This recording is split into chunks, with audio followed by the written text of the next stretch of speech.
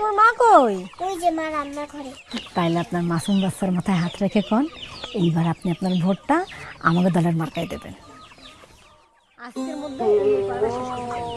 কালকে বই পড়া ধরতে হবে। তাড়াতাড়ি আসেন। কি ব্যাপার, বাড়িতে কি কেউ নাই? বাবু, তোর মা কই? ওই যে মা রান্না করে। আসসালামু আলাইকুম আপা, আপনার কাজের মধ্যে একটু ডিস্টার্ব করতে আসলাম। ওয়ালাইকুম আসসালাম। আপনাকে তো ঠিক চিনতে পারলাম না।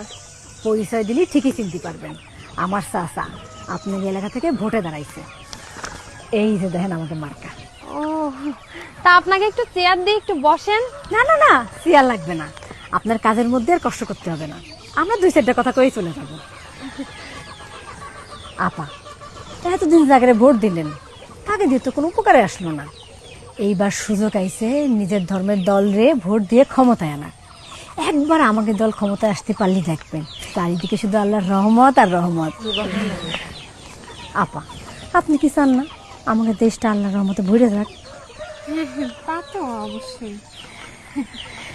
তাইলে আপনার মাসুম বাচ্চার মাথায় হাত রেখে কোন এইবার আপনি আপনার ভোটটা আমাকে দলের মার্কায় দেবেন। আপনার এত বড় সাহস, আপনি আমার মেয়ের মাথায় হাত রেখে আমার কসম কাটতে করছেন? আপনি জানেন না যে আল্লাহ ছাড়া আর কারোর নামে কসম কাটা হারাম? সূরা না হলে 94 নম্বর আয়াতে কোরআনে আল্লাহ বলেছেন যে তোমরা তোমাকে কসমরে প্রতারণার হাতিয়ার করে না। আর আপনারা সামান্য ভোটে জেতার জন্য আমার মাসুম বাচ্চাটারে ব্যবহার করতেছেন, আমারে হারাম শিরক এগুলোর দিকে ঠেলে দিচ্ছেন। মানুষ কি আর আগের মতন বোকা আছে? কি পাইছেনটা কি আপনারা? যান বাড়িতে বেরোয় যান। আরে নেন, যান বাড়িতে বেরোয় যান।